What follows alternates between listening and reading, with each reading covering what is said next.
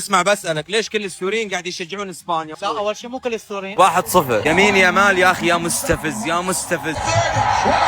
لا لا لا لا لا لا 2-0 افا وين الفزع يا السوريين؟ انا معكم قلبا وقالبا. ما حد قاعد يشجع معي السعوديه، كله يشجع اسبانيا. شوف الهجمه هذه، الهجمه الثانيه 3 اهداف 3 اهداف. يا اخي وش اللعب النايم هذا؟ لو اني قاعد العب انا اختلف الموضوع كله. اقسم بالله ان جاء الرابع اللي اضرب اللي جنبي الحين. تكفى يا دوسري، تكفى يا دوسري. مريرة اقسم بالله بيض شكشوكه بعد. شكله سالم انكسر، اذا طلع سالم 19-0. يجي لا يجي. لا 4 اهداف اقسم بالله حرام. 4 اهداف. خذيت لي بريك سريع وقلت امزمز على الموجو موجو اللذيذ. السوريين قاعدوا يشجعون اسبانيا. شوف قاعد يحتفلون. شوف والله ما يستاهلون، والله هي خربانه صح. عاشوا الاسبان، يلا تستاهلون يلا.